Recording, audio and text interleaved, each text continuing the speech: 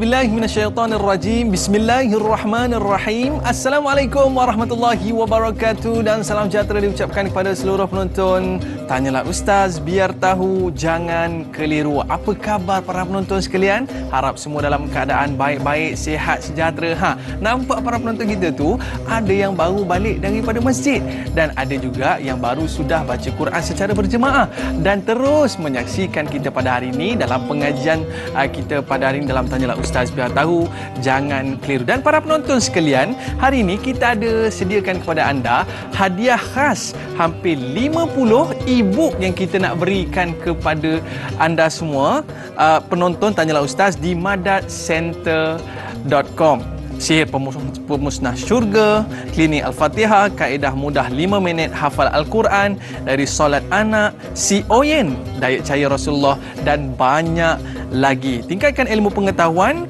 sambil meninjau perkembangan Murtada Dakwah Center, yakni sebuah pusat komuniti Islam dinamik mengimarahkan fungsi masjid 24 jam. Sebagai aset ekosistemnya bakal menyinar sebagai mercu tanda Kedah Darul Aman 2030. Murtada Dakwah Center, di sini kecintaan Islami bermula. Baik, para penonton yang dirahmati Allah SWT sekalian, hari ini kita bawakan kepada anda Al-Fadhil Ustaz Yaakob Yusra. Apa khabar Ustaz? Baik, Alhamdulillah. Alhamdulillah. Tadi kita ada dengar tadi Ustaz, masjid 24 jam. Jadi biasanya kalau lepas pada isyak tu kadang-kadang Tok Siap dah kunci dah. Tapi hari ini kita nak dengar berkaitan dengan masjid 24 jam malarkan sunnah Nabi Muhammad sallallahu alaihi wasallam. Jadi kepada para penonton yang mungkin nak mengajukan soalan ke kan, boleh terus ke Facebook Tanyalah Ustaz TV3 untuk mengajukan soalan berkaitan pada hari ini. Sebab penonton-penonton kita ni memang jemaah-jemaah tega masjid dan surau sekitar rumah. Okey, jadi boleh ajukan soalan apa saja. InsyaAllah Ustaz akan jawab soalan kita pada hari ini. Baik Ustaz, kita nak dengar secara mukaddimahnya berkaitan dengan topik kita bicara pada hari ini. Masjid 24 jam malarkan sunnah Nabi. Tafadhal Ustaz. Okay, baik, terima kasih pada adinda saya dari Aiman, subhanallah, dan tuan-tuan rakan-rakan penonton Tanyalah Ustaz. Mudah-mudahan Allah SWT memberikan kebaikan pada permulaan hari yang mereka memulakan pagi dengan majlis ilmu, maka termasuk di antara raudhah ataupun taman-taman syurga di sisi Allah Subhanahu Wa Taala. Baik rakan penonton, berkaitan tajuk yang kita akan tuntaskan pada pagi ini berkaitan masjid 24 jam. Tahu apa dia pula dah masjid 24 jam ni, apa dia ni 7-Eleven ke, kedai sebaneka ke, kedai nasi kandak ke apa kan. Baik.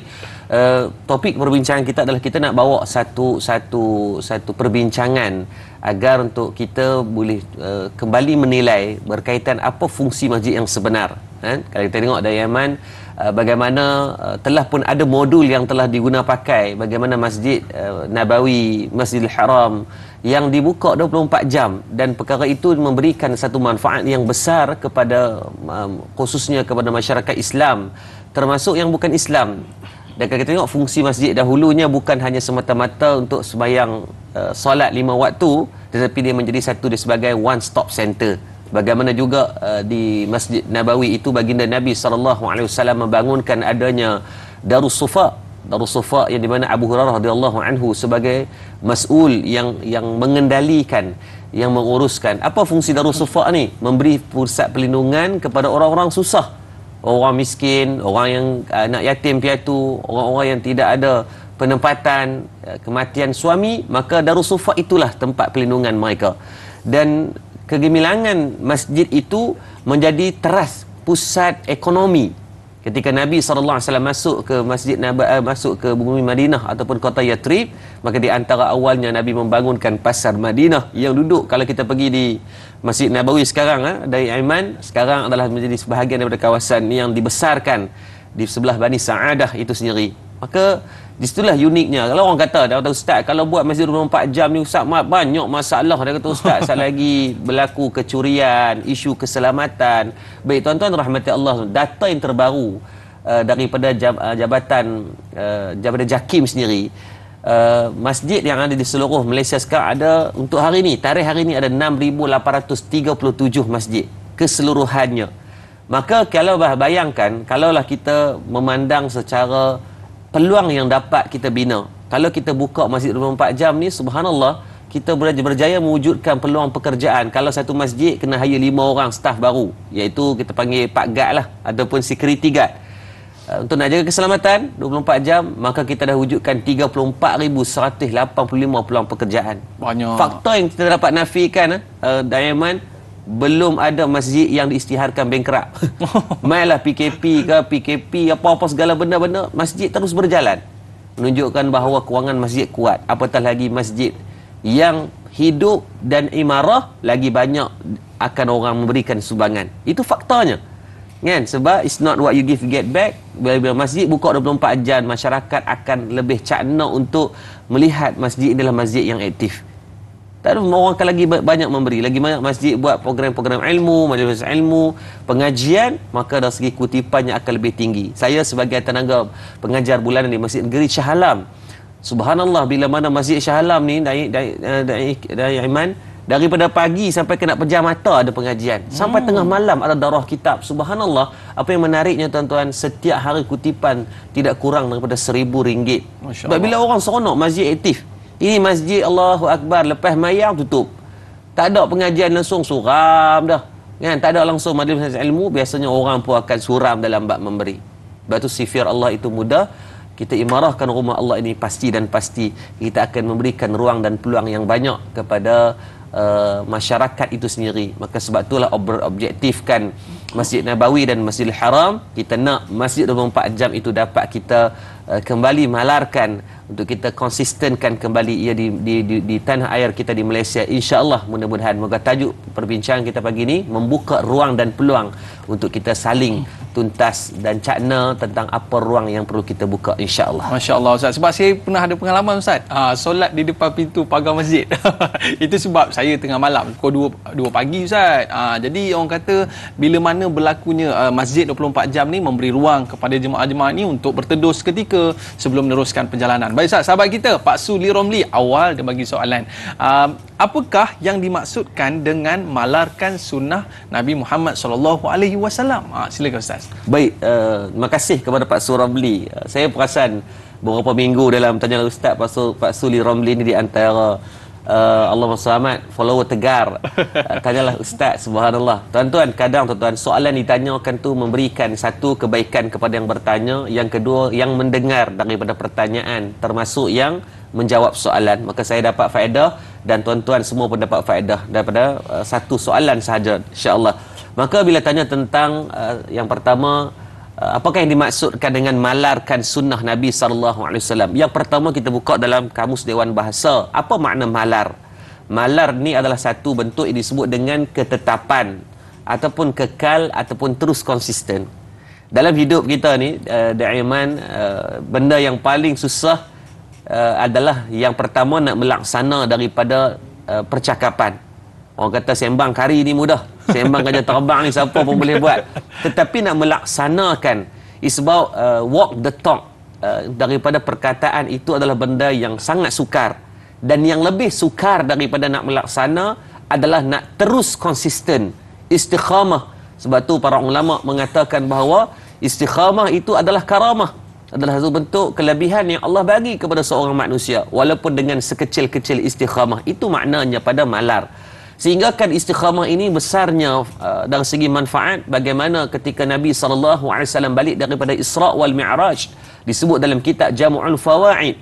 Bagaimana Nabi kata, aku mendengar di antara tapak kaki Sayyidina Bilal bin Rabah berada dalam syurga Allah di atas satu bentuk amalan. Maka bila ditanya kepada Sayyidina Bilal bin Rabah apakah amalan yang dibuat ketika beliau hidup, maka kata Sayyidina Bilal, antara amalan yang dilakukan adalah salat. Jadi dia sentiasa berwuduk, solat sunat, wuduk selepas wuduk. Kita ni tentang amalan tu nampak macam Allah cak ayam sangat, tapi di sisi Allah bukanlah pada amalan besar ataupun kecil, tapi dari sudut istiqamah itu. Maka apa yang kita cuba bincangkan hari ini adalah berkaitan macam mana kita nak terus konsisten dan kekal adanya pendirian berkaitan sunnah Nabi SAW itu sendiri. Maka sebab tu kita mengharapkan daripada Masjid 24 jam ini dapat kita memanfaatkan, dapat kita utilize memaksimumkan dari segi penggunaannya, bukan hanya dari sudut solat 5 waktu semata-mata, tetapi penuh dengan nilai ibadah di dalamnya yang dapat kita sama-sama ambil dari sudut istifadah, insya-Allah. Masya-Allah. Kita nak melihatkan apakah kesan kalau kita buka 24 jam, kesan kepada masyarakat. Jadi Ismail Maisa ni ada satu soalan, Ustaz, yang mana mengatakan apakah peranan masjid 24 jam malarkan sunnah Nabi dalam membentuk jiwa dan pribadi seseorang. Silakan, Ustaz. Baik, bila sebut tentang apa kena mengena bila buka masjid 24 jam ni bagi kesan kepada kerohanian ataupun masyarakat itu sendiri. Baik, yang pertama, Allah SWT, Allah Subhanahu Wa Taala memberikan satu tarbiyah kepada kita. Masjid ni adalah nilai kesatuan umat manusia dan umat Islam itu sendiri. Buktinya apa? Kalau kita tengok, Allah Subhanahu Wa Taala mentarbiyah kita bila di masjid ni, Iman, dia menggabungkan di antara orang kaya dan miskin. Kan, soft tu dia tak beza. Oh, orang kaya kena settle jutawan kena depan. Hak yang miskin B40 duduk di belakang. Tak ada tak duduk buat leceh. Kan? Malah kadang-kadang yang tu imam tu lagi orang susah. Tetapi disebabkan atas kapasiti dia, imam dia berada di depan berbanding daripada orang yang lain. Menggabungkan di antara yang tua ataupun yang muda. Menggabungkan juga di antara orang yang berilmu dan tidak berilmu. Itulah masjid. Kita boleh duduk dalam satu saf tanpa membezakan di antara pangkat, pengaruh, hang follower ada berapa kat Facebook, kat Instagram. Oh, ni TikTok, tak ada, semua duduk belakang. Tak ada tuan-tuan. Itu nak kata masjid dia menyatukan. Dia menggabungkan di antara perbezaan politik. Menggabungkan di antara perbezaan kelab bola sepak. Hang Kedah JDT sama ya, duduk dalam saf juga. Tak ada. Oh, ni JDT duduk depan. Hak ni belakang PJFC duduk belakang. Tak ada tuan-tuan.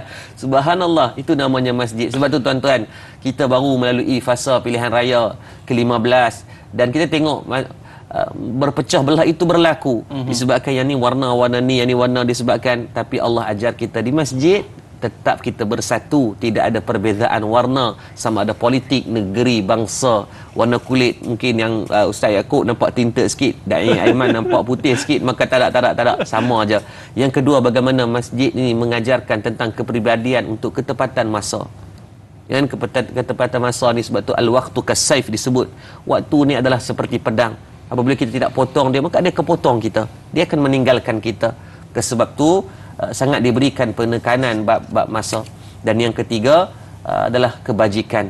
Masjid ini diajarkan oleh kita pada Nabi SAW ini adalah tentang dunia, untuk kita mengimarahkan dunia kebajikan sebagai asas stop center. Maka tiga benda ni mula memberikan kepribadian yang baik untuk kita semua. Wallahu a'lam. Itu baru sikit tuan-tuan. Lepas ni kita nak cerita dengan lebih lanjut. Kalau buka 24 jam dapat merubah landscape kehidupan manusia di Malaysia ini. Para penonton, terus kekal bersama dengan kita. Tanyalah Ustaz, biar tahu jangan keliru.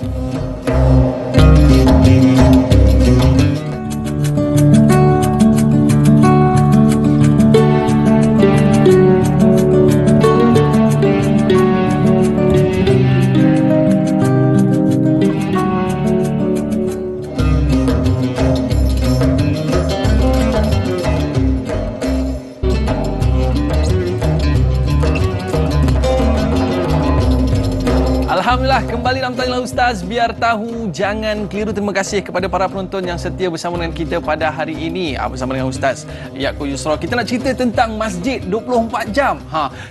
Pening kepala pengurusi surau, pengurusi masjid, Ustaz. Sebab orang kata kalau separuh hari ni pun 12 jam ni pun pening dah nak urus. Jadi 24 jam ni macam mana kita nak settle, Ustaz? Jadi sahabat kita di Facebook ada satu soalan. Ya, adakah laungan azan subuh sebanyak 2 kali di masjid atau di surau seperti yang dilakukan di setengah negeri sebagai langkah untuk menghidupkan semula sunnah Nabi Muhammad SAW yang telah lama ditinggalkan? Apa pandangan Ustaz mengenai perkara tersebut? Silakan Ustaz. Baik, terima kasih pada Da'i Aiman dan rakan penonton yang bertanya. Subhanallah, soalan yang baik, insya-Allah. Yang pertama, asas azan itu kata Nabi SAW, hadis riwayat Imam Bukhari Muslim, dia kata iza hadratis salah falyu'azzin lakum ahadukum. Berkaitan syiar untuk laungan azan itu berlaku, kata Nabi, apabila tibanya waktu solat, maka senang. Waktu solat ada 5 kali, maka 5 kali syiar untuk kita melaungkan azan itu apabila masuknya waktu solat. Maka wujudnya perbahasan di mana wujudnya sunnah untuk kita azan 2 kali khususnya pada waktu subuh. Maka yang dibahaskan oleh Imam Nawawi dalam kitab As-Sahih berdasarkan satu hadis dari Imam dalam Sahih Muslim berkaitan baginda Nabi sallallahu alaihi wasallam meminta para sahabat ini agar diazankan 1 jam ataupun setengah jam awal sebelum mencuri waktu. Untuk apa? Al-Imam Al-Buhuti menyebut dalam kitab Kasyaful Khina jilid yang pertama muka surat 242, ia adalah untuk bertujuan yang pertama membangunkan orang untuk persiapan pergi sembahyang subuh. Sebab mungkin pagi itu dalam keadaan orang dalam keadaan berhadas besar ataupun dalam keadaan persiapan diri. Sebab kalau cun-cun 15 minit sebelum azan tu takut nak sebelum sembahyang tu takut tak sempat. Maka diajarkan untuk kita bangun awal.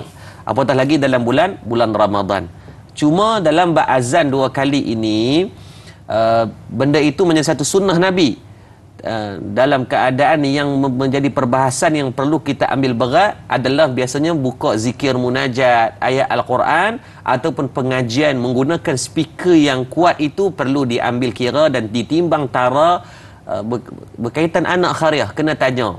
Sebab itu ada isu di mana ada satu surau yang mana dia buka pengajian yang sangat kuat pada waktu duha, sehingga kan ada orang Islam dalam kawasan tu buat komplain.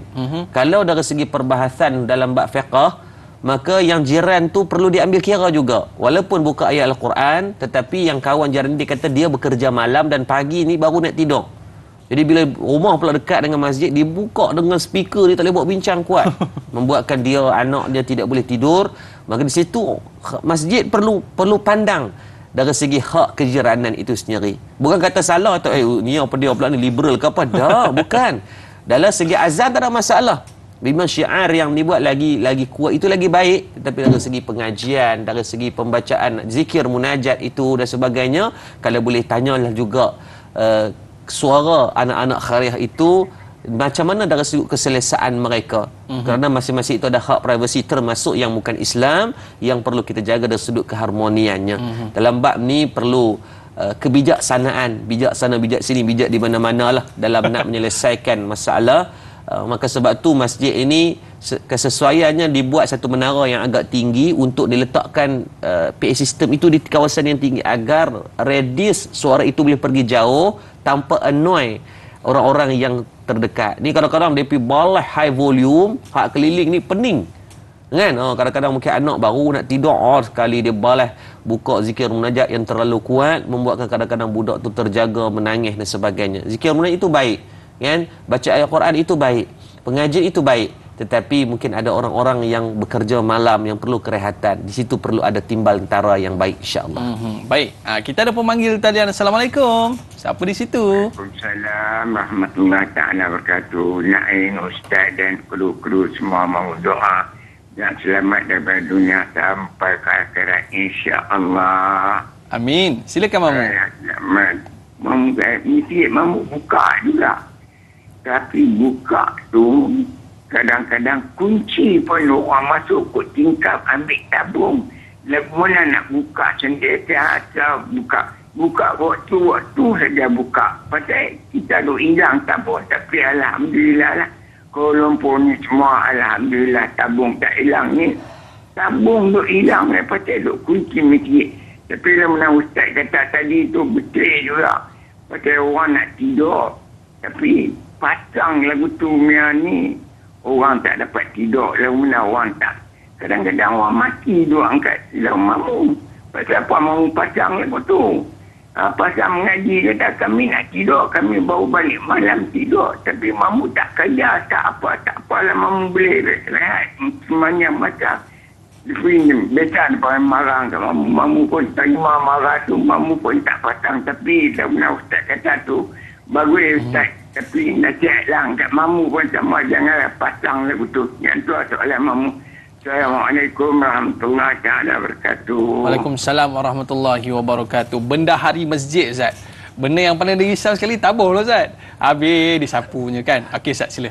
Baik, terima kasih pada Mamu Hanafiah daripada Pulau Pinang. Itu satu Allah Samad luahan daripada ikhlas daripada seorang yang terlibat dalam pembangunan masjid dan kawasan masjid, maka kebimbangan ni saya jelas berkaitan isu keselamatan pada masjid ni adalah dia kata buka, kalau tak buka 24 jam pun orang duk masuk balas tabur dan sebagainya. Baik, untuk makluman tuan-tuan, buka tak buka, kalau orang nak curi ni dia tetap curi. Dan kalau tanya saya, kalau kita tengok di Malaysia ni ada kedai serba neka yang beratus cawangan buka 24 jam. Kan, yang tak buka pun orang masuk pecah, orang pecah masuk, dan yang buka 24 jam pun ada kes yang sama. Kedai-kedai nasi kandar, kedai-kedai makanan, kan, kedai-kedai kedai runcit boleh buka 24 jam. Isu keselamatan pada saya, kalau ada orang itu lebih orang takut untuk nak pecah daripada kita kosongkan. Bila kosong, saya rasa mungkin 90% masjid di Malaysia bila ditutup tidak ada security guard. 90%, tuan boleh tengok data ini. Dan kalau yang ada itu, insya-Allah kebarangkalian untuk berlaku kecurigaan itu akan rendah. Walaupun guard ni bukannya sadu-sadu macam Sazali Samad pun, kadang-kadang guard orang tua-tua pun tetap ada sedikit kerisauan dan kebimbangan untuk pencuri ni nak pergi. Saya sendiri di surau saya sendiri, kita ada guard yang kita hire, dan alhamdulillah sejak dah 3 tahun penubuhan belum ada kes pecah masuk lah, walaupun surau kita betul-betul duduk di tepi jalan. Maka di situ saya rasa satu bentuk benda yang pada Mamu Hanafiah sendiri boleh mungkin suarakan pada pihak masjid, hayalah seorang security guard. Jangan kita pandang nanti tak kena buat keluar duit, tak. Jangan pandang buat keluar duit, kita wujudkan peluang pekerjaan kepada anak kharia. Sebab biasanya di pak guard ni ataupun security guard ni adalah orang susah. Jaranglah yang mohon security guard tu anak papa megah CEO holding mana-mana ni ataupun anak orang kaya mana-mana, tak ada. Kan, secara tak langsung anak khairiyah bantu untuk selesaikan satu keluarga asnaf untuk kita bagi peluang pekerjaan dalam masa yang sama, menjaga aset-aset masjid yang termasuk dalam makhazid syar'iyah yang perlu kita jaga, insya-Allah. Baik. Tadi Mamu dia nak jelas lagi Ustaz bab speaker ni tadi. Yang mana speaker ni kadang-kadang ganggu ahli karyah ni nak tidur ni. Macam mana Ustaz? Betul saya kata tadi, dalam bab ni perlu ada kebijaksanaan, yang perlu ada timbang tara. Mungkin boleh buat satu mesyuarat jawatan kuasa ataupun mesyuarat anak khairiyah itu, kita panggil dan cuba tanya apa yang mereka nak dan mereka hajatkan daripada suara majoriti. Yang ni Islam ajakkan dalam syura, kita dapatkan suara majoriti. Contohnya dia berkata, Ustaz kami nak sekian-sekian, kami nak mungkin 5 minit, 15 minit sebelum azan, sebelum semayang itu buka zikir munajat agar kami ni. Tapi jangan awal sangat. Dan kena dapatkan suara itu agar hak itu dapat kita tuntaskan dari segi keadilan kepada seluruh anak khairiyah yang nak buat pemilihan dari segi pengundian ataupun yang terbaik untuk masjid ataupun surau mereka, insya-Allah. Bawa bincang Bawa bincang, senang bawa bincang. Bawa bincang. Benda boleh bincang buat orang berkeli kan. Ada seorang jiran saya ni Ustaz, di kampung Bukit Badung ni kan. Dia siap panggil saya, dia kata, Ustaz tolonglah Ustaz. 10 minit sebelum azan tu tolonglah pasang zikir kayak Quran sedap, kami nak dengar. Siap minta lagi Ustaz. Sodok kita macam tu. Dan ada satu kes di utara, orang bukan Islam dia mai jumpa, dia kata Ustaz, dia kata dia sangat seronok. Dia kata dia bangun pagi untuk pergi jogging, benchmarknya adalah azan. Dia kata orang Islam banyak rugi. Dia kata kalau tak bangun awal. Dia kata kenapa? Dia kata bangun awal itu baik punya. Dia kata saya setiap pagi bangun pagi sebab azan tu. Dia nak pergi jogging. Untuk dia kehidupan perharian dia bermula daripada pukul 6 pagi tu. Dia kata benchmark dia adalah tanda arah adalah azan. Dia kata banyak rugi waktu tuan-tuan kalau tak bangun huduh daripada Pak Long tadi lah. Panggil kita.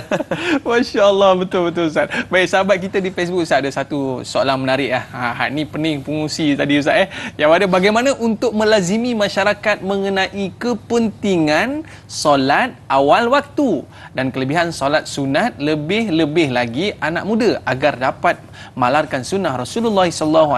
Ini kerana segelintir hanya mendirikan solat fardu sahaja dan melewatkan kedatangan untuk hadir masuk ke masjid. Silakan Ustaz. Baik, terima kasih kepada Izara Zulaika atas soalan berkaitan macam mana nak fahamkan tentang kepentingan kelebihan solat berjemaah di masjid, khususnya dan macam mana nak tarik anak-anak muda ini agar ada kedekatan dan kecintaan hati mereka dengan masjid. Baik, yang pertama sebelum kita jawab, saya nak minta tuan-tuan rakan penonton yang menonton ni, tuan-tuan nak dapat pahala lebih, ini cerita tentang kelebihan nak ajak orang buat baik, tuan-tuan kita pagi ni buat baik dulu. Rakan-rakan penonton yang sedang menonton, tolong share agar lebih ramai orang dapat manfaat, biar tahu jangan keliru di TV3 dalam Tanyalah Ustaz pagi ni. Bukan senang, bukan susah pun, tak pakai modal, ayat liok pun tak pakai. Tekan je. Tekan saja butang share tuan-tuan. Mungkin sekejap lagi maklum kita, adik-beradik kita kan yang duk baru nak bergosip, tengok Tanyalah Ustaz, tak jadi dia bergosip, tak jadi nak buat benda yang tak senonoh. Jadi tuan-tuan tolong share, tunaikan hak kita untuk sebarkan Islam ini dengan cara yang paling mudah, dengan tekan butang share, insya-Allah. Baik tuan-tuan, macam mana kita nak fahamkan anak-anak muda kita tentang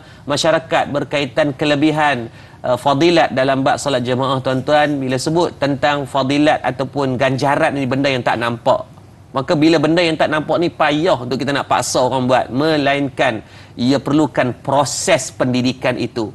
Biar Allahumma samad, orang tu slowly but surely kepada anak. Inilah kisah benar. Ayah saya adalah imam masjid di Masjid Abdul Rahman di dalam Pekan Sungai Petani.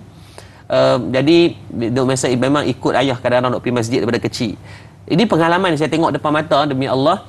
Ada seorang pakcik ni, Ustaz Daiman, yang dia setiap pagi dia akan bawa anak yang sedang tidur itu ke masjid. Walaupun anak tidur ni, kalau orang kena pergi, dia cempung anak tu, dia bawa anak tu, dia dukung anak tu, dia letak di belakang, dia pergi semayang. Dia angkut anak dia bawa. Saya masih ingat, dia akan bawa, dia biar anak dia tidur di bahagian tepi masjid dan dia akan semayang macam biasa. Padahal kita tengok anak dia tak semayang pun, tapi itulah perbuatan dia bertahun-tahun selama mana saya tengok ayah saya jadi imam masjid tu. Subhanallah Daiman, hari ni anak dia tu, walaupun anak dia jadi mak rempit sepenuh masa sekarang ni, bukanlah sekarang, saya rasa ni anak dia mungkin nak bercecah 30-an, dia sebaya dengan saya lebih kurang. Walaupun anak dia mak rempit, saya dah tengok dah 5 tahun 7 tahun 60 kalangan ni jumpa anak jadi mak rempit, tapi subhanallah, walaupun mak rempit tuan-tuan, mak rempit yang ada iman, semayang jemaah tak tinggal. Masya-Allah. Dia pakai seluar cari-cari, seluar koyak-koyak ni tuan-tuan. Dalam ragam motor tu sentiasa akan ada kain plekat untuk dia singgah semayang jemaah.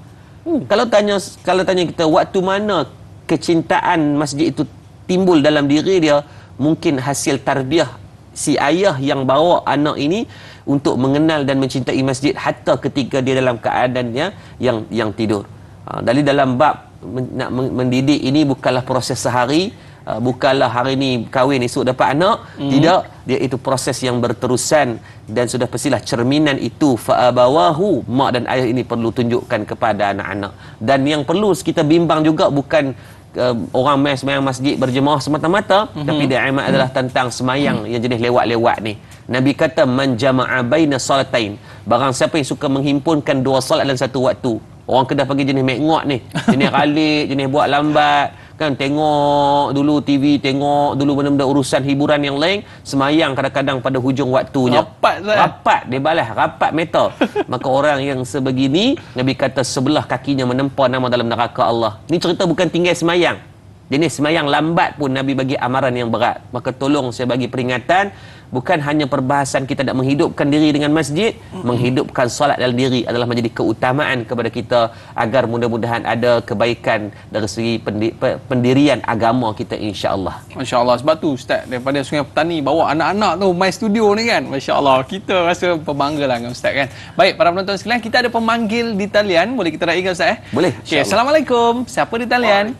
Waalaikumsalam warahmatullahi wabarakatuh. Dai Aiman Azman Sufyan dan juga Ustaz Yaakob Yusra. Saya Umar bin Abdul Majid dari Felda Cini Timur 3, Pekan Pahang. Assalamualaikum Ustaz dan Dai. Waalaikumsalam warahmatullahi wabarakatuh. Silakan. Ya, soalan saya begini Ustaz ya. Ustaz mengenai tajuk kita Masjid 24 jam ini. Persoalan saya Ustaz, kadang-kadang ya kita letak gad, kadang-kadang kita ni manusia biasa, kadang-kadang kat penagak masyarakat, dan kadang-kadang tersalah arti, kadang-kadang masuk budak-budak kata dia kata ingatkan nak sembahyang tapi lain pula dia cari tabung masjid pula dah. Jadi soalan saya, apakah peranan ahli jawatankuasa masjid untuk menangani masalah-masalah yang tidak diingini ini berlaku di dalam masjid, khususnya apabila masjid itu dibuka 24 jam. Itu soalan saya Ustaz dan Dai. Terima kasih banyak Ustaz dan Dai. Assalamualaikum. Waalaikumsalam warahmatullahi wabarakatuh. Terima kasih Ustaz. Tadi Ustaz dah sebut satu dah tadi. Kena sediakan security guard. Selain pada security guard, apa lagi yang kita kena buat, Ustaz? Lepas ni kita berehat seketika. Para penonton, jangan ke mana-mana. Kembali selepas ini, Tanyalah Ustaz, biar tahu, jangan keliru.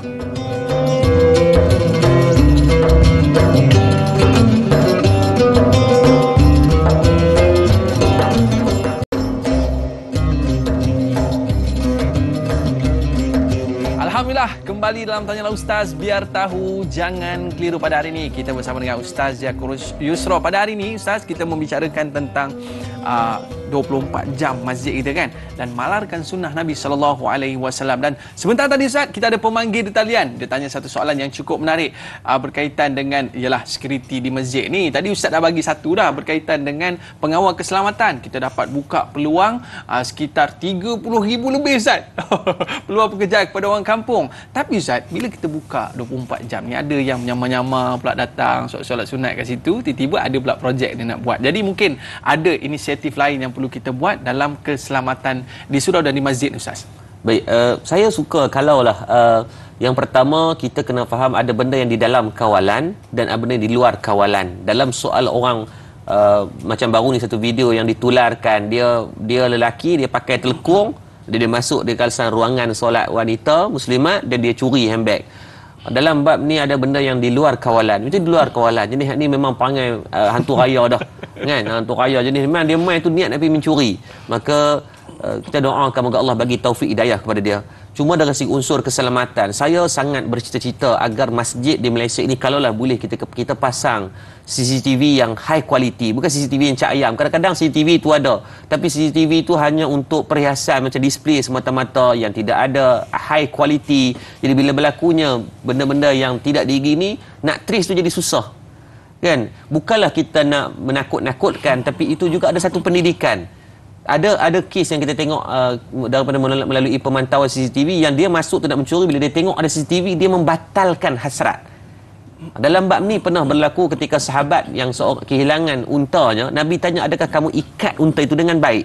Maksudnya apa?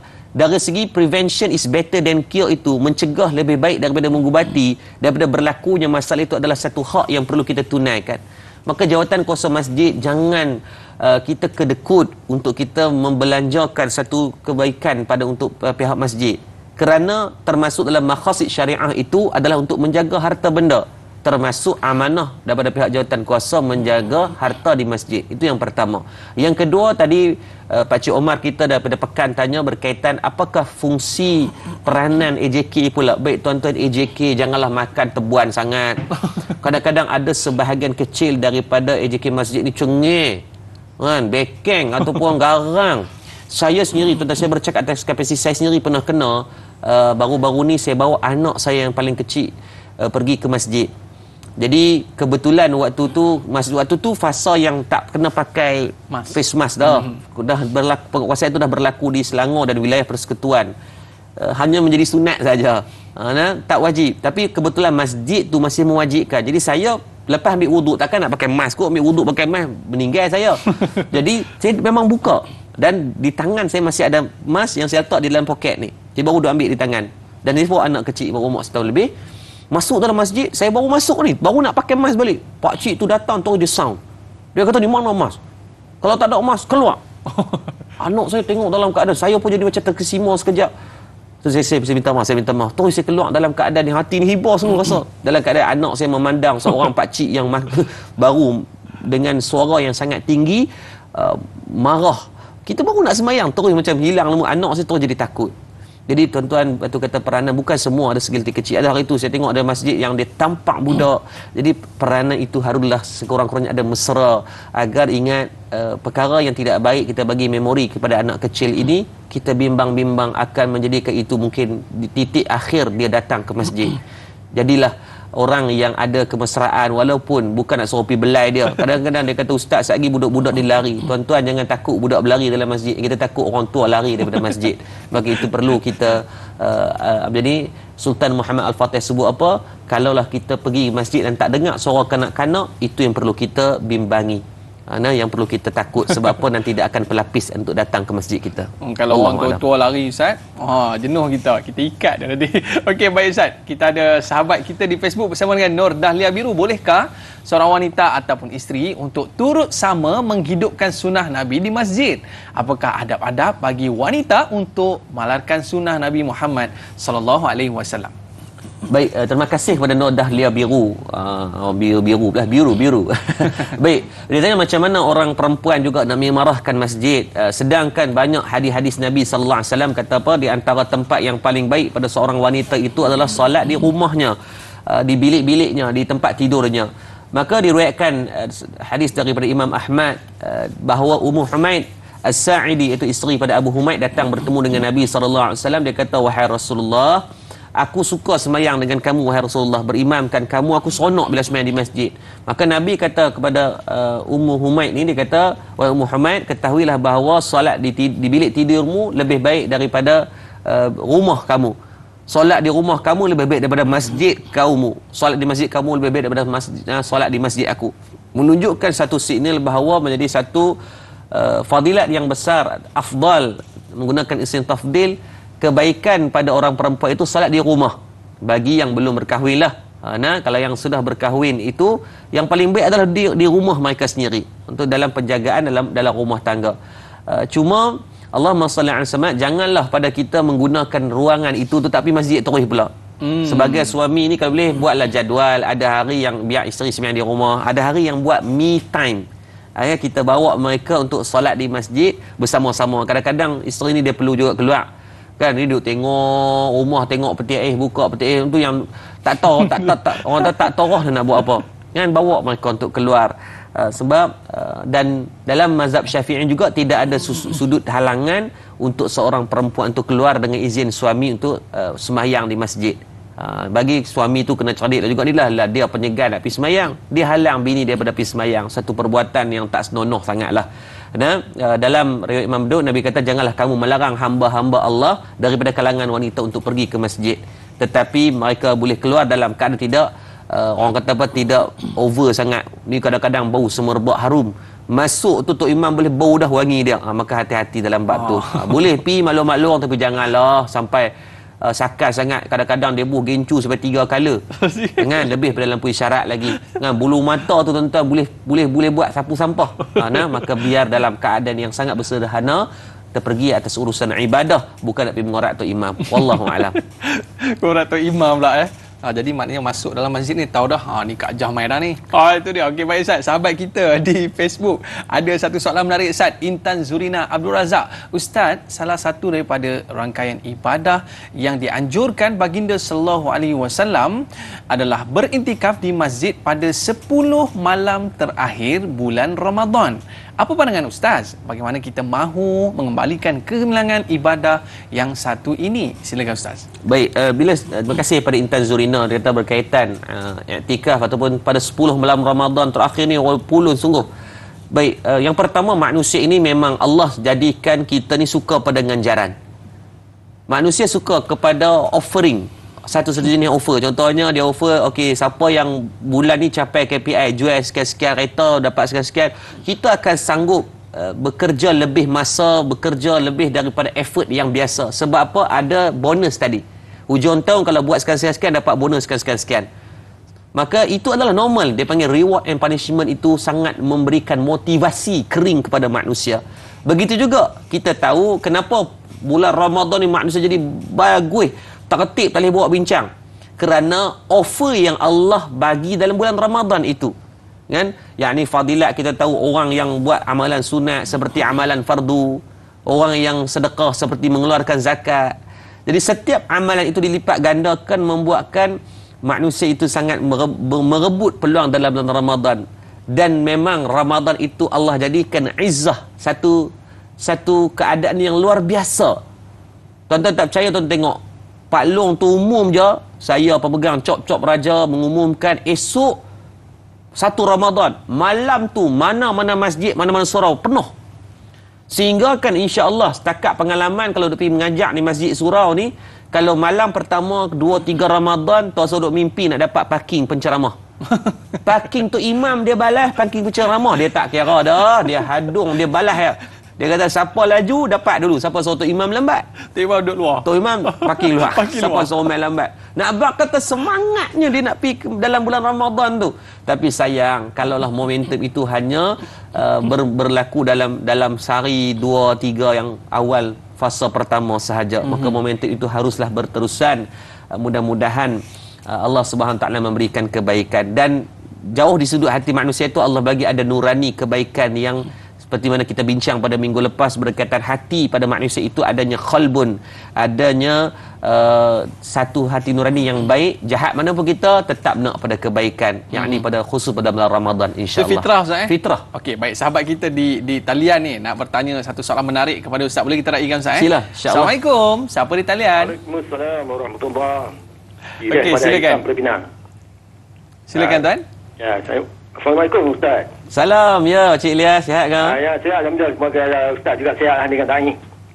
Soalan saya, bagaimanakah untuk menjadikan masjid ini seperti bulan-bulan Ramadan? Bulan Ramadan ni, kita tengok dalam bulan Ramadan ni, orang ni berpusu-pusu, berduyun-duyun.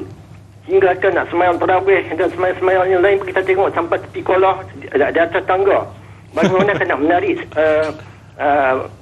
ramainya jemaah-jemaah ni menyimarahkan masjid. Kita tengok seolah-olah di luar bulan puasa ni masjid jadi layu, sepi dah. Jadi bagaimanakah caranya? Itu soalan pertama, Ustaz. Jadi soalan kedua ni, ada juga saya, kalau tersilap saya lah, orang kafir mengatakan kalau nak tahu kekuatan orang Islam tu, tengoklah kepada pengimarahan ataupun semayang dilakukan seperti semayang Jumaat ataupun semayang tarawih. Di situ menunjukkan kekuatan Islam. Dan juga minta pencerahan daripada Ustaz lah, bagaimana cara untuk menarik lebih ramai di luar bulan Ramadan itu sendiri. Terima kasih. Assalamualaikum. Waalaikumsalam warahmatullahi wabarakatuh. Sila, Ustaz. Baik, terima kasih kepada Pak Cik Ilyas Abu Bakar, subhanallah, orang utara kita, orang Pulau Pinang.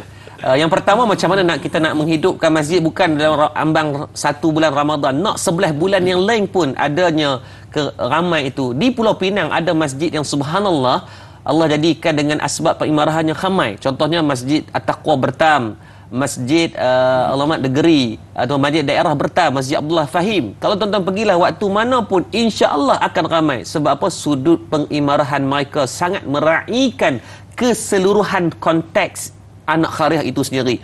Mereka ada program untuk anak muda, mereka ada kuliah untuk orang tua-tua, mereka ada kelas untuk kuliah muslimat, mereka ada kelas khas untuk Allahumma salli ala golongan-golongan orang tertentu. Ini mereka tak khususkan kepada satu, tapi mereka umumkan kepada orang ramai agar menarik itu.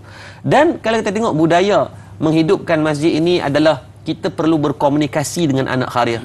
Saya sendiri di tempat saya wujudkan hang cangkul, hang cuci, macam-macam hang, rumah kucing buka dekat masjid. Tapi yang bestnya Aiman, kita menarik minat hang cangkul majoriti budak-budak muda yang datang. Saya dah buat baru ni, saya buat tournament Beyblade. Ui, syarat nak masuk tournament Beyblade pada bulan 12 kita buat camp cuci sekolah, kita bagi buku diari solat anak-anak.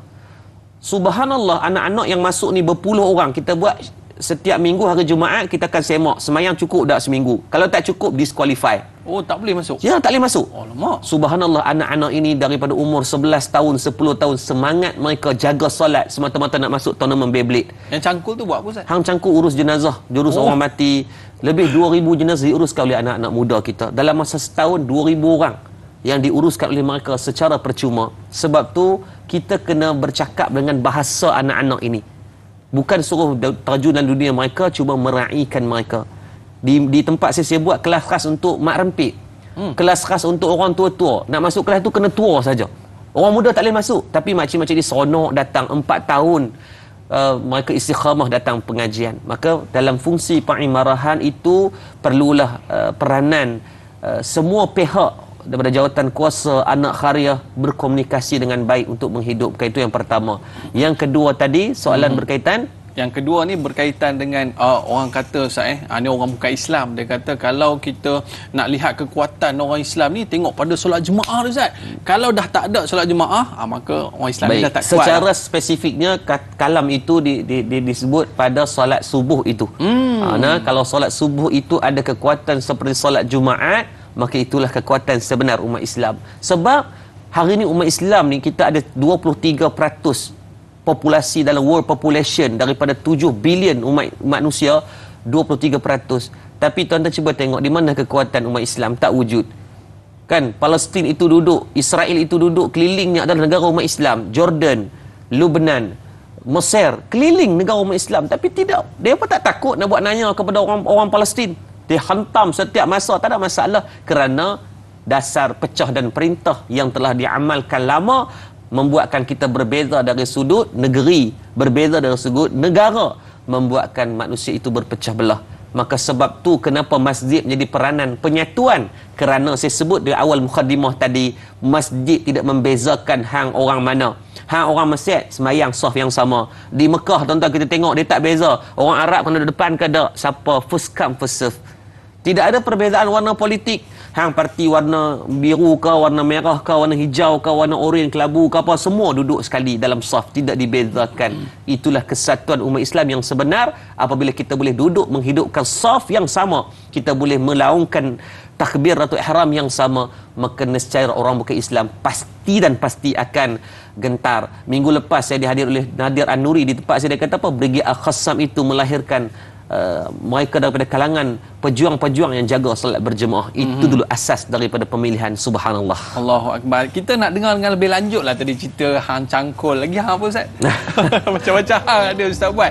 Sebab pihak masjid ni pening memikirkan program apa pula nak buat lepas ni. Para penonton jangan ke mana-mana. Kembali selepas ini. Tanyalah Ustaz biar tahu. Jangan keliru.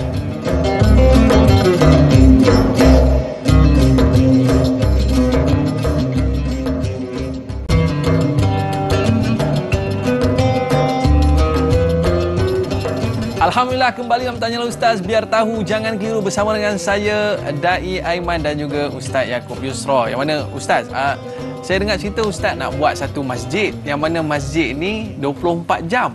Jadi kita nak tahulah macam mana pelaksanaannya. Kita nak tahu fungsi masjid 24 jam menjadi agenda utama pembinaan masjid Madat. Mampukah Madat menjadi trend setter dan mengapa ia dilaksanakan? Silakan Ustaz. Baik, terima kasih kepada Dai Aiman, subhanallah, dan rakan-rakan Tanyalah Ustaz menonton. Saya nak minta jasa baik tuan-tuan, boleh tak bantu kita untuk share lebih ramai. Pagi ni tuan-tuan, subhanallah, mencecah hampir 1,600 yang sedang menonton di live. Maksudnya kali-kali nak keluar kerja pun ramai boleh menonton. Baik, apa fungsi masjid? Sebab tu kita berbincang pada pagi ni, kita sedang membina masjid. Kita bukan sekadar sembang saja terbang. Kita nak buktikan di Malaysia ada masjid 24 jam yang dapat dimanfaatkan sebaiknya. Dan kalau tengok di Masjid Nabawi itu, Nabi membangunkan masjid menjadi fungsi one stop center agar semua orang ada apa jua masalah, ada apa bentuk ujian pun datang ke masjid, maka ada penyelesaian di situ. Kalau kita tengok dalam gambar tu, masjid yang sedang kita bina bermula bulan 3 tahun ni, dan alhamdulillah sekarang dah sampai lebih dah 60% pembinaan. Alhamdulillah. Subhanallah, tu kata saya pun tak tahu daripada mana Allah datangkan duit ringgit. Subhanallah, kita tak kaya tapi kita tak berhutang. Dalam masjid ada pembinaan seni binanya, kita bangunkan dengan seni bina ilmu falak. Kita buat kerjasama dengan Persatuan Falak Selangor. Maksudnya tuan-tuan, masuk waktu solat akan ada pencahayaan melalui nature of matahari itu menunjukkan tanda masuknya waktu solat. Dan benda itu dah dibuat di Masjid UIA Gombak. Maksudnya masuk waktu solat akan ada cahaya yang keluar membuktikan masuknya waktu solat mengikut daripada kapasiti yang paling tepat. Yang kedua, masjid ni juga subhanallah akan adanya kapsul hotel di dalamnya. Ada lebih kurang 26 katil yang kita sediakan secara percuma. Orang musafir boleh singgah. Kadang-kadang kita musafir macam tadi Dai Aiman kata pukul 2 pagi semayang dekat bucu, luar pagar menangis kan, sedih mengakan khiyamulail ke apa, bukan menangis sebab tak boleh masuk masjid. Jadi masjid kita 24 jam boleh datang dan mesra musafir. Ada hotel secara percuma, tuan-tuan boleh duduk. Dan dalam masjid juga ada pusat pengurusan jenazah. Tadi sebut hang cangkul. Kita tak tunggu masjid siap untuk kita nak bantu urus jenazah. Tetapi sebelum masjid siap pun dah lebih 2,000 jenazah yang kita bantu secara percuma untuk pengurusan mereka. Apabila siapnya masjid, kita akan ada pengkhususan bilik pengurusan jenazah yang lebih besar dan lebih selesa, insya-Allah. Dan juga insya-Allah di masjid kita adanya playground kanak-kanak. Saya jumpa dengan banyak tok-tok guru, saya kata boleh tak saya nak buat playground dalam masjid? Dia kata tak ada masalah. kerana Nabi SAW sendiri pernah meraihkan kanak-kanak di dalam masjid, membuatkan anak-anak muda Abdullah ibnu Umar, Allahumma Mus'ab bin Abdullah Sayyidina Anas bin Malik, dia sahabat-sahabat yang muda-muda ini mereka sangat dekat. Sayyidina Mu'az, Sayyidina Muawiz, kerana apa? Nabi sangat meraihkan kanak. Dalam masjid ada seperti Kizania yang kita boleh tengok nanti di Masjid Madad, insya-Allah, yang siap pada bulan 3 pada tahun hadapan. Jadi tuan-tuan, semua fasiliti ni kita akan sediakan dengan penuh hikmah kepada orang ramai agar lapisan daripada tua ke muda dapat mengambil faedah di Masjid Murtada Dakwah Center, insya-Allah. Biasa kalau pergi mall nak cari Kizania tu, Ustaz. Okey, Ustaz. Jadi kita nak tanya apa harapan Ustaz bagi mereka yang di luar sana untuk sama-sama turut serta dalam pembangunan misi Ustaz ni. Sila. Baik, rakan-rakan penonton, tanyalah Ustaz. Subhanallah, untuk masjid kita ni, kita baru 8 bulan pembinaannya dan kita on track. Cuma sudah pastilah kita memerlukan kapasiti kewangan yang agak kuat untuk mempersiapkan masjid yang nilainya mencecah 7 juta ringgit dengan kenaikan harga barang yang sangat luar biasa. Yang lain semua naik, yang turun hujan ya. Yang seronoknya tuan, masjid kita belum siap, tapi kita dah melahirkan hampir 40 pelajar yang telah selesai menghafal Al-Quran 30 juzuk. So siap masjid, pelajar-pelajar inilah akan mengimarahkan masjid termasuk orang ramai. Kita jalankan kempen wakaf 1000 buat mak ayah. Nah, inilah jasa yang terbaik kita nak balas, tuan-tuan. Kalau pagi ni 1,500 orang yang sedang menonton pagi ni yang wakafkan 1,000, kita akan dapat 1.5 juta yang kita perlu jelaskan kepada pihak kontraktor dalam tempoh kurang 80 hari ini, insya-Allah. Sebab masjid akan dibuka pada 1 Ramadan bersama dengan 23 Mac. Dan yang bestnya tuan-tuan, pada 25 Mac sampai 29 Mac, imam daripada Indonesia, Ustaz Muzammil Hasballah akan datang untuk imam tarawih untuk minggu yang pertama di masjid kita. Akan datang Ustaz Hanan At-Taki daripada Indonesia, Syekh Karim, Imam Sudais, Ustaz Syukri Ali akan turun. Semua ni akan datang imarahkan masjid. Tuan-tuan tak derma lagi dapat pahala dah. Dan tuan-tuan, mana-mana yang menyumbang, subhanallah, kita akan bagi ada sekitar 48 e-book secara percuma kepada tuan-tuan. Subhanallah. Dan terbaru e-book yang kita tulis berkaitan masjid dan fungsi masjid, peranan masjid, penyelesaian tentang masjid itu sendiri, disebut dengan Masjid Stop Center. Maksudnya semua benda penyelesaian daripada buku ni kita tuntas dan kita bahaskan berkenaan tajuk perbincangan kita. Ada 48 e-book yang lain. Kita ada buku tentang kucing, sebab di sebelah masjid ada rumah kucing dekat 100 ekor sekarang. Dan insya-Allah pada bulan 1 kita akan buat untuk 1000 ekor yang ada nurse, ada doktor yang akan jaga kucing-kucing ni secara percuma.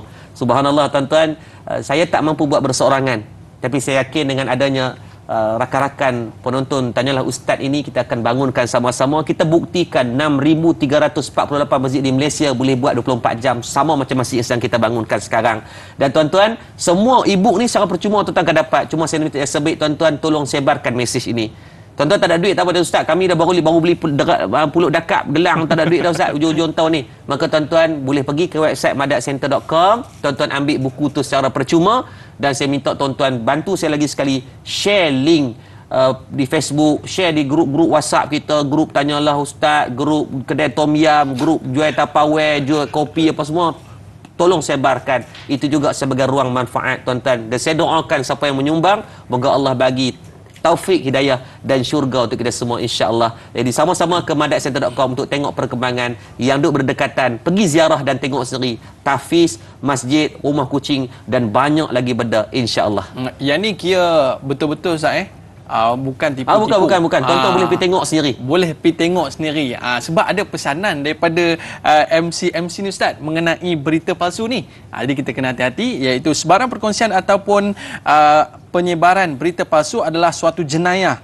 Pastikan berita yang dikongsi adalah sahih dan benar. Fikir dahulu dan pastikan maklumat tersebut sahih sebelum sebarkan kepada kenalan dan anda di media sosial. Jangan babitkan diri anda sehingga boleh menggugat ketenteraman awam dan keselamatan negara. Jadi para penonton, terus setia bersama kita dalam Tanyalah Ustaz dan pastikan apa saja berita yang kita sebarkan, kita tahu kesahihannya. Kalau nak tahu pasti ke tidak, datang ke Madad Center. Tengok sendiri, nanti ada rumah kucing, ada masjid yang sedang dibina dan ada dewan dan sebagainya. Ada playground tu yang saya nak tengok tu. Jadi kepada para penonton, kita dah tamat di TV3 dan kita sambung lagi 30 minit di TV9. Jangan ke mana-mana, kembali selepas ini Tanyalah Ustaz. Biar tahu, jangan keliru.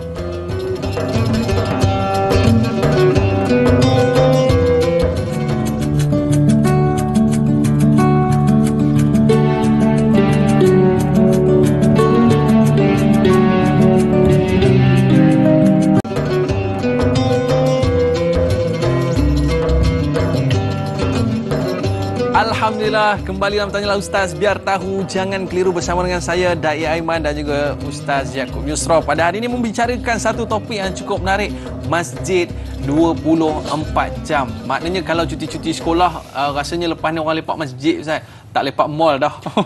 Okey Ustaz, jadi kita ada soalan menarik daripada sahabat kita di Facebook, Siti Norbayah. Adakah amalan mengumpul sedekah di masjid dapat mengimarahkan aktiviti dan keprihatinan masyarakat di kawasan itu tentang sesuatu masalah di sekitar perumahan atau kesusahan yang dialami oleh penduduk setempat dengan mengadakan perbincangan, mesyuarat dan memberitahu melalui pengumuman di masjid sebagai penyebar maklumat untuk saling bantu-membantu sesama umat Islam. Silakan Ustaz. Baik, terima kasih pada Siti Norbayah pada soalan. Adakah amalan mengumpul sedekah di masjid itu namanya? Of course, benda yang baik. Apa nama benda yang melibatkan sedekah ini tidak ada melainkan hanya kebaikan semata-mata. Sehingga kan Imam Hasan Al-Basri menyebut, ditanya oleh murid dia, apakah kebaikan orang kafir yang bersedekah? Kata Imam Hasan Al-Basri, orang kafir bersedekah masih ada kebaikan dia. Di dunia tidak ada kebaikan akhirat. Kalaulah orang kafir sedekah pun ada manfaat, apatah lagi orang sesama Islam yang kita prihatin tentang kejiranan kita. Kerana Nabi kata di antara amalan sedekah yang terbaik di antaranya adalah aqrabin, orang yang terdekat. Maka para ulama membahaskan yang terdekat ini, yang pertama adalah ahli keluarga, yang kedua adalah kejiranan kita. Maka sebab itu peranan yang amat besar yang perlu kita mainkan. Kalaulah masjid itu dalam akaunnya dibangga-banggakan mempunyai angka duit yang banyak, tetapi masih banyak anak kharah yang susah, maka buanglah kebanggaan tersebut kerana telah ada hak yang telah kita cabut daripada anak kharah kita. Sepatutnya kita memberi, menjadi payung, masjid jadi payung untuk memberikan perlindungan yang terbaik kepada anak-anak kharah. Maksudnya anak kharah tahu kalau di rumah tak ada nasi, tak ada beras, tak ada lauk, tak ada apa, dia boleh pergi ke masjid untuk dapatkan bantuan tersebut. Kita selalu dengar rumah ibadah agama lain begitu mudah mereka memberi bantuan, tapi kita kadang-kadang bila mai tu nampak selekeh, mai tu nampak macam seluar-seluar koyak, seluar carik, kadang-kadang kita halau mereka. Hati-hati di situ kerana kita sedang menghilangkan fungsi pengimarahan masjid. Maka teruskan buat amalan bersedekah, itu amalan yang baik. Kalau di kawasan kita, kita menyediakan satu polisi di surau dan masjid saya, kita menyediakan polisi apa? Polisi siapa pun boleh bersedekah. Kita wujudkan tabung khas, dia beri gerobak dengan madat care. Madat care ni apa? Siapa-siapa pun datang boleh ambil bantuan tanpa kita tanya apa-apa soalan dan tanpa isi borang. Kalau orang tahu, Ustaz, kalau mereka tipu, tak ada lagi orang yang menipu mengambil beras 5 kilo tu jadi jutawan. Tak ada lagi. Maka biarkan mereka dia bertuhankan Allah yang sama dengan kita. Kalau dia nak menipu, doa bagi taufik hidayah pada dia. Tapi tugas kita memberi. Macam bulan Ramadan hari itu kita buat polisi, siapa yang ada kuih raya lebih, mai hantar. Agar kita buat satu gerobak khas, orang yang tak ada kuih raya datang ambil kuih raya. Kan kita kadang-kadang kuih tu sampai masuk angin.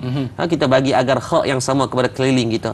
Jadi kata almarhum Datuk Harundin, dia kata apa? Jangan tunggu kaya baru nak sedekah, bersedekah sampai kamu kaya. Saya doakan rakan-rakan Tanyalah Ustaz pagi ini bersedekah agar tuan-tuan diberikan kekayaan penuh dengan keberkatan, insya-Allah. Siapa pun boleh datang ambil Ustaz, tak boleh si borang. Itu kita suka. Baik, pada para penonton sekalian, kita ada pemanggil di talian. Siapa tu? Assalamualaikum. Assalamualaikum, Dai. Waalaikumsalam warahmatullahi wabarakatuh. Silakan. Ustaz. Salam. Ni Ustaz peminat Mangku ni. Ustaz, terima kasih Mangku. Moga Mangku sihat dan terus muda, kacak bergaya. Alhamdulillah. Mangku duk Ipoh tapi orang belah utara lah, lebih ke orang belah Ustaz pula kan. Mangku, Assalamualaikum Ustaz. Ada ni nak minta pandangan Ustaz lah kan. Ya. Minta kalau boleh lah, minta lah kita kan serapkan ni budak-budak daripada tahfiz dibawa ke masjid kan. Jadi imam. Jadi kita bagi peluang lah kat mereka kan untuk untuk pekerjaan lah Ustaz kan. Sebab kan selalunya kat masjid ni lah imam-imam yang kampung-kampung ni je kan. Jadi kalau budak tahfiz ni, Ustaz tahu alhamdulillah budak syurga ni kan, mereka hari-hari duk apa itu kan. Duk apa Quran, jadi kan bacaan mereka memang ni lah, memang merangsangkan lah kan Ustaz kan. Kalau boleh lah minta pandangan Ustaz, macam mana nak bawa budak tahfiz ni ke jadi imam di masjid-masjid kita ni lah. Itu je lah, minta Ustaz bagi pandangan lah. Mak aku nak abang pun tak kerti kan. Baik, terima kasih Mak Angku yang bertanya. Subhanallah. Sebab dia, batu kata masjid ni satu keunikannya adalah bila kita faham tentang bagaimana fungsi nak mengimarah itu. Saya 3 hari lepas saya buat post, saya kata alhamdulillah bila Ustaz Muzammil Hasballah buat pengesahan, dia kata Ustaz dia akan datang ke Masjid Madat pada 25, 26, 27, 28, 29 Mac. Saya terus buat post, saya kata alhamdulillah Ustaz Muzamil, tuan-tuan yang respon lebih daripada 1000 orang yang dah kata Ustaz kami nak pergi semayang dekat masjid Ustaz. Sebab apa? Nak dengar bacaan yang lunak daripada Muzamil Hasballah ini, sebab daripada dengar YouTube. Menunjukkan kata apa? Memang masyarakat sangat dekat dengan imam yang bacaan yang baik. Sebab tu kita, kalau kita ni mungkin imam-imam lama, bila bulan Ramadan tu sekurang-kurangnya bagilah ruang. Ada imam rawatib yang kita ambil di masjid itu untuk membantu tugasan kita. Kita bukan pegang kuasa veto.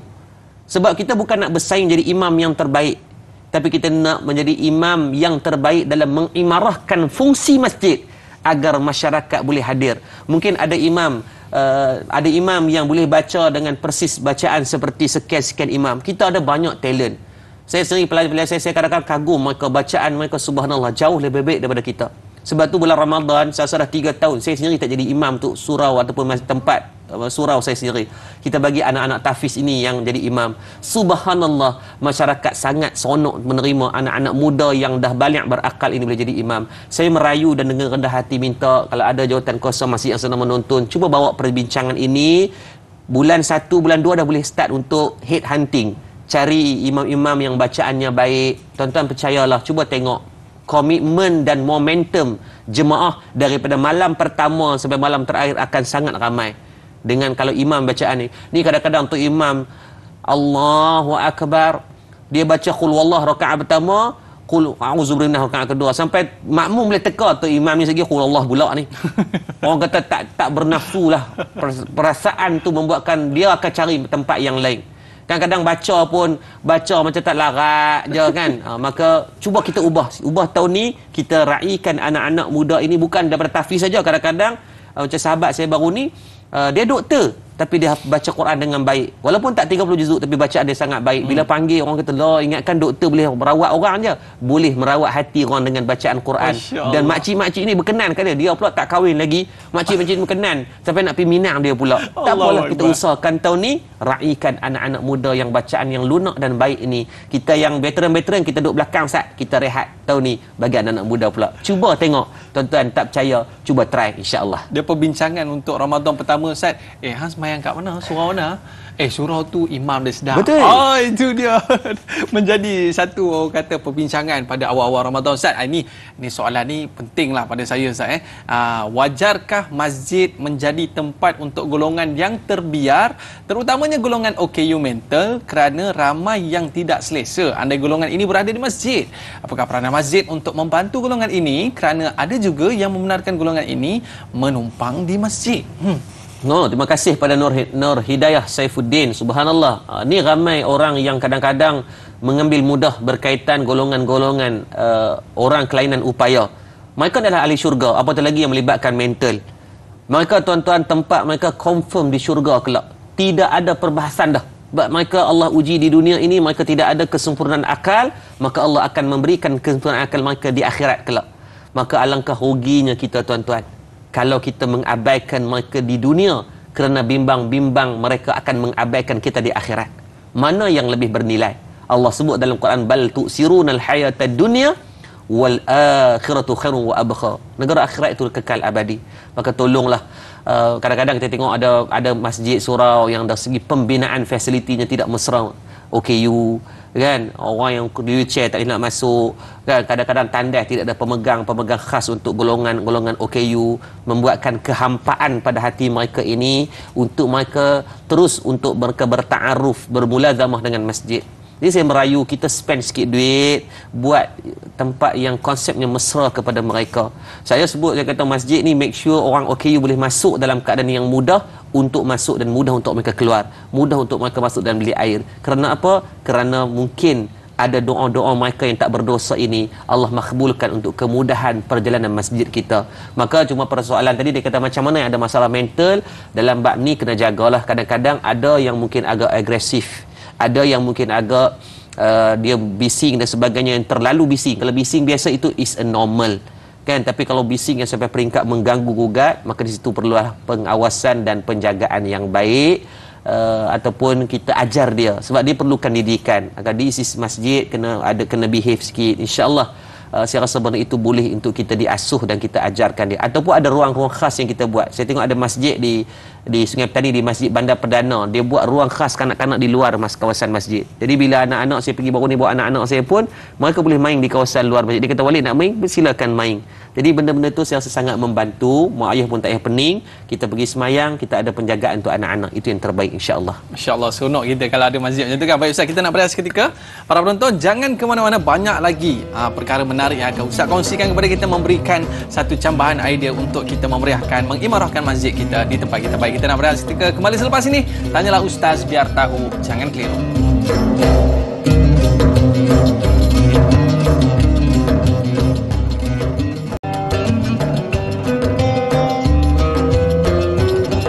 Alhamdulillah, kembali dalam Tanyalah Ustaz biar tahu, jangan keliru. Terima kasih para penonton yang terus setia bersama dengan kita pada hari ini. Baik, jadi biasanya lepak mamak ke Ustaz, lepak warung ni, kita lepak kat mana? Lepak masjid. Nanti kita jumpa kat masjid. Baik, para penonton sekalian, kita ada soalan di Facebook bersama dengan sahabat kita Muhammad Faizal bin Ahmad. Minta pandangan Ustaz tentang baik buruk kuliah live. Adakah ini menyumbang kepada kurangnya jemaah ke masjid? Kerana ia ada ceramah di masjid, ramai yang berminat tetapi mungkin disebabkan penat bekerja seharian dan sebagainya. Ada yang berkata, Ustaz best malam ni dengar dalam Facebook live je lah. Berbanding tiada live, mereka terpaksa pergi ke masjid juga. Silakan Ustaz. Baik, terima kasih pada Cik Faizal bin Ahmad. Soalan berkaitan disebabkan pembangunan teknologi yang semakin pesat membuatkan, adakah itu menjadi faktor yang bilangan jemaah masjid semakin berkurang? Jawapannya mungkin ya dan mungkin tidak. Yang pasti teknologi ini asasnya adalah untuk memudahkan urusan kita, mendekatkan orang yang jauh, bukan menjauhkan orang yang dekat, bukan untuk mengosongkan masjid. Cuma apabila kita ditarbiah 2 tahun berturut-turut pasal PKP yang tak boleh keluar, maka pembudayaan pengajian online itu telah diterapkan. Nilai-nilai norma baru itu dibawa dalam kehidupan normalisasi yang baru, membuatkan orang sukar untuk nak mengubah. Dah biasa selesa dah ada iman kan, duduk rumah nganga apa boleh dengar mengaji. Dia kata buat apa? Boleh keluar sambil makan rokok, sambil boleh duduk terlentang. Dia kata kat masjid kami tak boleh duduk terlentang Ustaz. Kan, duduk relax sambil makan rokok supering tu, boleh sambil dengar kuliah. Kat masjid buat macam tu kena marah lah. Maka normalisasi itu berlaku. Adakah ada faktor buruk dan baik? Baiknya orang boleh mengaji dalam rentas sempadan, duduk kereta boleh mengaji macam pagi ni, subhanallah, masih maintain ribuan orang menonton di live Facebook. Mungkin ada yang sedang duduk siapkan sarapan untuk suami, untuk anak-anak, duduk tengah serika baju, atau dah tengah bawa kereta, kan, sambil itu boleh mendapatkan ilmu. Cuma dalam bab ni, dalam bab teknologi ini, dia benda yang sangat subjektif. Al-Imam Syafi'i sebut dalam satu tamsilan, Imam Al-Ghazali sebut dalam kitab dia, kitab Ayyuhal Walad, karangan Ar-Risalah Al-Waladiyah, menyebutkan tamsilan Imam Syafi'i berkaitan pisau. Imam Syafi'i kata apa? Pisau ini adalah benda yang harus kalau digunakan pada barang yang baik, potong daging, potong bawang, digunakan pada benda-benda unsur kebaikan, maka akan berpahala pada pisau tersebut. Dengan pisau yang sama guna untuk tikam orang, ugut orang, buat jenayah, maka pisau yang sama akan mendatangkan perbuatan dosa. Begitu jugalah teknologi, maka manfaatkan sebaiknya yang ada di tangan. Sebab tu dari segi dorongan ini tuan-tuan, satu je tan simple saya, kalau jemaah berkurang di masjid, maka peranan kita belum cukup. Saya ingat lagi pengalaman tahun lepas kita buat klinik bola sepak. Orang kata, Ustaz apa pula klinik bola? Kita buat kerjasama dengan player-player kebangsaan. Waktu tu Badrul Bahtiar, ada ramai player-player ikon yang datang, dia seronok.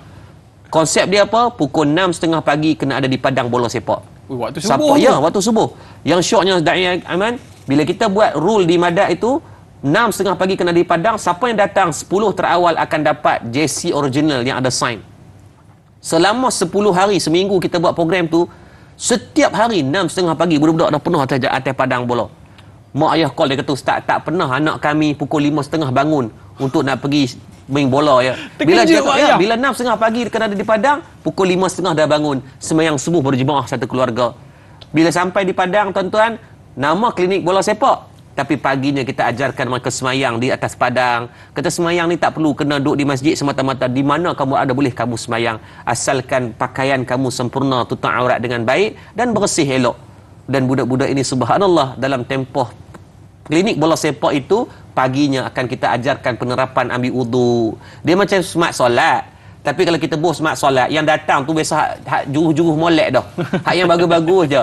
Tapi kalau kita jenamakan dengan klinik bola, klinik memanah, klinik Beyblade, yang datang tu budak-budak yang buah budak-budak yang tak berapa nak okey sangat. Tapi bila datang, kita ajarkan mereka tentang bola, tapi didahulukan dengan agama. InsyaAllah terjaga agama, terjaganya anak-anak muda kita, insyaAllah. Masya Allah, baik Ustaz. Ish, seronok macam tu kan. Tambah-tambah cuti-cuti sekolah, kalau ada klinik macam tu, penuh anak-anak kita. Baik Ustaz, sahabat kita di Facebook, Mas Nida Johari, bagaimanakah dengan keadaan setengah masjid yang tahap kebersihannya agak mengecewakan?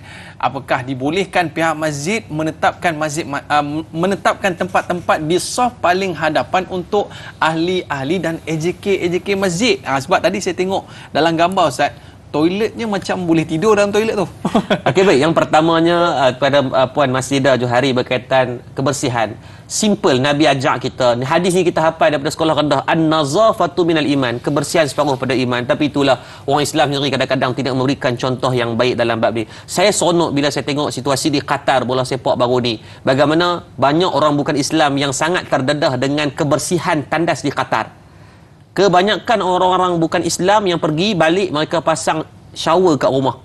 Sebab biasa mereka belap dengan tisu kan. Tapi bila pergi di Qatar, semua tandas ada air, membuatkan mereka selesa dan rasa lebih bersih dan secure pada kebersihan tubuh apabila ada dibasuh dengan air, dibilas dengan air daripada mereka lap dengan tisu semata-mata. Itu adalah dakwah. Sebab tu untuk masjid saya sendiri, saya tekankan masjid mesti tandasnya first class. Nak jaga kebersihan masjid tak susah. Pastikan ada orang yang tetap jaga kebersihan masjid dan kebersihan tandas. Hire je seorang cleaner yang memang dia akan jaga sepenuhnya. Ini hampa duk harap kat Tok Siak, bayang allowance sebulan 300. Bonus setiap tahun dapat plakat cap gajah duduk. Mana dia nak boleh bersih tandas tu dalam keadaan yang tip-top? Biarlah waras pada akal fikiran. Simple, saya tanya saya, you hire seorang cleaner yang sepenuh masa dia akan memastikan keharmonian dan kebersihan masjid. Saya pergi masjid di Mid Valley, tandas di Mid Valley, bayar RM5 dan kita rasa berbaloi bayar RM5. Bila masuk tu boleh berguling-guling dalam tandas dia. Bersih. Maka saya ambil benchmark untuk tandas saya nak macam tu. Biar bersih macam tu. Yang orang tak rasa nak buat kotor, orang rasa macam satu tanggungjawab yang besar. Dan benda ini perlu dibuat segera. Anak kharia tuan-tuan yang sedang menonton pagi ni, dia tu Ustaz, apa sumbangan saya boleh buat? Tuan-tuan pagi ni hari cuti atau esok hari cuti Sabtu, ajak family kita pergi bersihkan tandas masjid. Tuan-tuan percayalah benda itu akan membersihkan jiwa kita, membersihkan masjid kita, memberi kebaikan pada agama. Saya membayangkan daiman kalau orang bukan Islam singgah di masjid kita hari ini dan dia masuk tandas dan agak-agak tuan-tuan sebar dah Islam pada dia dengan cara keadaan surau masjid kita punya tandas hari ini. Tuan-tuan tahu kharif masjid tuan-tuan macam mana. Jadi tanggungjawab kita semua kena tolong pergi bersih. Yang kedua, berkaitan menetapkan tempat-tempat saf. Nabi melarang dalam bab ni untuk kita mencup-cup ni. Kan dia cup hak ni untuk kawan ni sekian, dah lambat-lambat lepas tu dia duduk depan pula. Maka dalam bab ni beringatlah pada jawatan kuasa. Cuma Tok Imam kena adalah, jangan orang tempat Tok Imam pergi balas juga. Cuma dalam bab cup-cup ni janganlah dibuat kecuali kepada pemerintah ataupun contoh sultan yang mereka kita tahu mereka ni ada komitmen yang besar untuk penjagaan di luar. Mereka mungkin nak main awal tu ada kekangan yang banyak, maka itu diberikan pengecualian.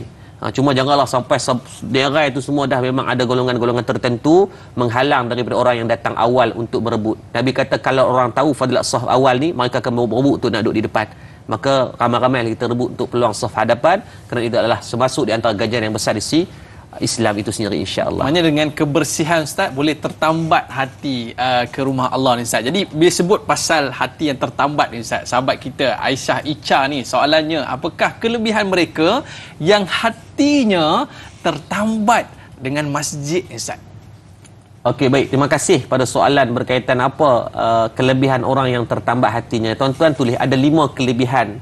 Tulis pagi ni di komen, orang lain boleh dapat manfaat ilmu dan tuan-tuan lebih ingat. Ada 5 benda yang kita tengok pada kelebihan orang yang dekat hatinya dengan masjid. Yang pertama, Nabi SAW sebut riwayat Imam Muslim dan Bukhari berkaitan orang yang semayang berjemaah di masjid ni 27 kali ganjaran pahala. Tuan-tuan bayangkan, tuan-tuan pergi minta kerja, majikan offer nak gaji 1,000 ke 27,000. Kalau tuan-tuan kata 1,000, kena cek air kencing tuan-tuan. Mungkin pagi ni tersarapan ayam ketum kot. Pasal ada pun pil kuda.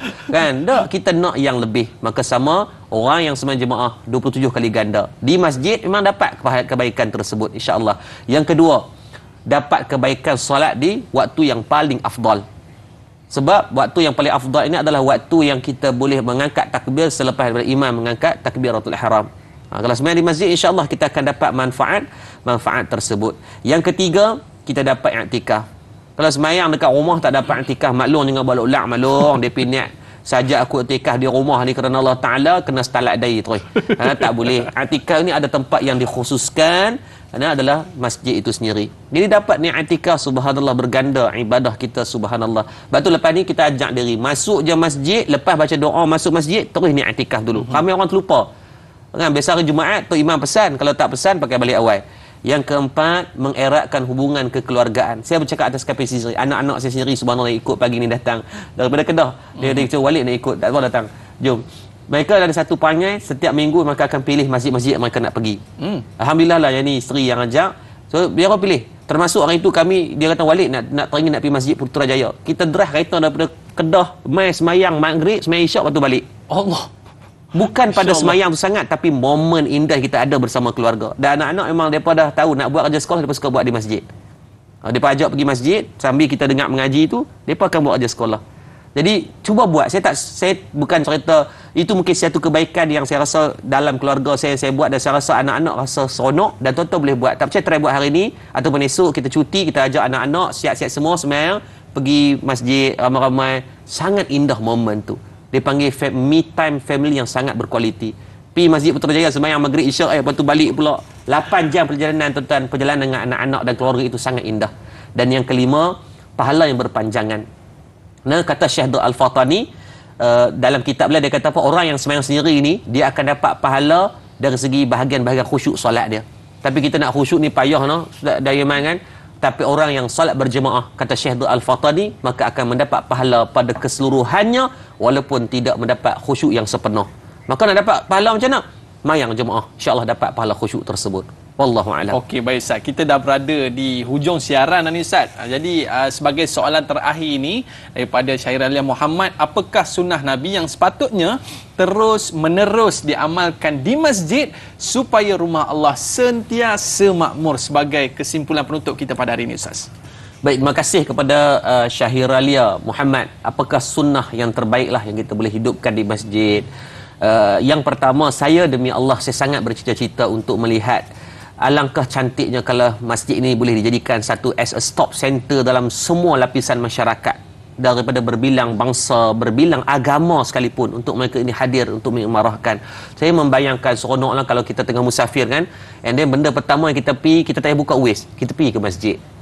Pergi ke masjid, masjid tu ada satu board yang dia akan senaraikan apa benda yang ada dalam anak khara itu sendiri. Contohnya dekat mana kedai runcit, kat mana ada klinik, kat mana ada kedai kereta pomen yang orang Islam kita, kat mana ada homestay, kat mana ada hotel yang orang ownernya adalah orang Islam kita.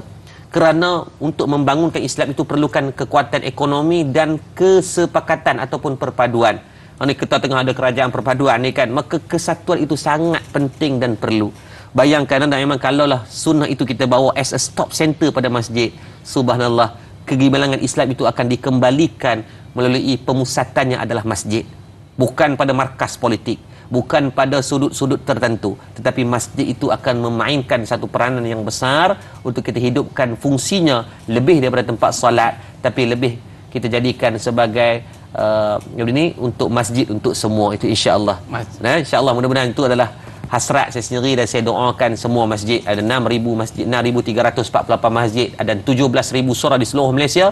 Kita dapat mengimarahkan fungsi yang sebenar. Kalau tuan-tuan sebagai AJK, manfaatkan jawatan itu. Kalau tuan-tuan sebagai anak karya, hidupkan masjid dan kawasan tuan-tuan, insya-Allah, mudah-mudahan. Baik Ustaz, mungkin sedikit doa ringkas sebagai penutup pada hari ini Ustaz. InsyaAllah, jadi jom sama-sama kita berdoa. Mungkin ada keberkatan doa tuan-tuan yang Allah makbulkan. Adab berdoa, tuan-tuan duduk dalam keadaan paling baik. Yang sedang duduk mungkin melengkak, berbaring, terlentang, duduk, bangun sekejap, ambil kain lumbunglah sikit agar adab kita berdoa, insya-Allah. A'udzubillahi minasyaitonirrajim. Bismillahirrahmanirrahim. Alhamdulillahi rabbil alamin. Hamdan hamidin, hamdan syakirin, hamdan sabirin, hamdan yuwafi ni'mahu yukafi'u mazidah. Ya Allah Tuhan kami, ampunkan dosa-dosa kami, kedua ibu dan ayah kami, guru-guru kami, pemimpin-pemimpin kami, jiran tetangga kami, sama ada dalam keadaan kami sedar atau kami tak sedar ya Allah. Ya Latif, lembutkan hati kami ya Allah, hati kami keras dengan dosa dan maksiat telah kami lakukan ya Allah. Ya Allah, kami sedar tangan yang kami tadah pada pagi ini tangan yang banyak buat dosa ya Allah, tangan yang banyak buat maksiat Allah, tangan yang pernah menyakitkan orang, tangan yang pernah menulis perkataan-perkataan yang haram ya Allah. Maka ampunkan semua dosa-dosa bagi kami ya Allah. Ya Allah ya Arhamar Rahimin, kalau kami masih mempunyai kedua ibu dan ayah, Kau izinkanlah kami dapat berbuat baik dan berbakti kepada mak dan ayah kami. Perelokkan akhlak kami di hadapan mereka. Lunak dan rendahkan suara kami saat kami berbicara dengan mereka. Andai ada perkataan dan perbuatan yang pernah kami lukakan hati mereka, izinkan segera kami mohon kemaafan ya Allah. Ya Allah ya Arhamar Rahim, yang mentakbir hati-hati kami ya Allah. Peliharalah kami semua dengan akhlak yang baik ya Allah. Ya Allah, Kau jadikan kami di antara orang yang boleh mengimarahkan masjid-masjid di sekitar kami ya Allah. Kau jadikan anak-anak kami di antara orang yang mencintai hati mereka dengan masjid ya Allah. Jadikan kami yang mungkin dah berumur ini ya Allah, Kau jadikan tempat persaraan kami ya Allah, tempat yang akan kami habiskan masa dalam masjid dan surau di kawasan kami ya Allah. Cukuplah dengan keduniaan yang terlalu banyak yang kami lakukan ini ya Allah. Maka ikatlah hati kami dengan rumah ibadahmu ya Allah. Ya Allah ya Rahman Rahim, andai ada dalam kalangan kami yang sakit, sembuhkan penyakit-penyakit kami. Pada kami yang jahil, kurniakan kefahaman ilmu kepada kami. Pada kami yang masih mendedahkan aurat, bimbinglah hati kami agar diberikan kekuatan untuk menjaga aurat sebaiknya ya Allah. Pada kami yang masih makan harta haram, riba, rasa syubhah, ampunkan semua dosa-dosa baik kami ya Allah. Pada rakan-rakan penonton, tanyalah ustaz, kru-kru yang terlibat ya Allah, yang tidak didendangkan ya Allah, maka berilah pahala yang banyak kepada kami semua ya Allah. Diikatkan hati kami sampai kami mati dengan majlis ilmu ini ya Allah. Rabbana atina fid dunya hasanah wa fil akhirati hasanatan wa qina azaban nar. Wa sallallahu ala sayidina Muhammad walhamdulillahi rabbil alamin. Taqabbalallahu minkum minna wa minkum taqabbal ya karim. Terima kasih Al-Fadhil Ustaz Ayat Yusra atas penjelasan tentang topik kita pada hari ini berkaitan dengan Masjid 24 jam bersama kita imarahkan. Baik, esok temu janji kita bersama dengan topik pengajian tafsir dan taranum. Kita bawakan kepada anda Prof Madya Datuk Dr. Muhammad Farid Ravi Abdullah dan juga moderator Dai Hakim, perbincangan surah As-Saffat ayat 34 sehingga ayat 36. Para penonton, terima kasih atas kesetiaan anda. Saya Dai Aiman, mohon maaf di atas lanjur kata terlajak bicara. Ada rezeki kita jumpa lagi. Ila liqa, ma'assalamah. Kita tutup majlis kita dengan kafaratul majlis dan suratul aswanakallah. Bismillahirrahmanirrahim. Wal asri innal insana lafi khusr illa alladhi Assalamualaikum warahmatullahi wabarakatuh.